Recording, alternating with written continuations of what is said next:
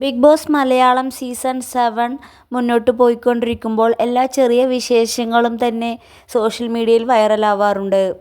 അങ്ങനെ ഇത്തരത്തിൽ ഇപ്പോൾ വൈറലായിക്കൊണ്ടിരിക്കുന്നത് അപ്പാനി ശരത്തിൻ്റെയും RJ ബിൻസിയുടെയും കാര്യമാണ്. അപ്പാനി ശരത്തിനെയും RJ ബിൻസിയെയും തമ്മിൽ വേണ്ടാത്ത ചില സംസാരങ്ങൾ ബിഗ് ബോസ് വീടിനകത്തും പുറത്തും നടക്കുന്നുണ്ട്.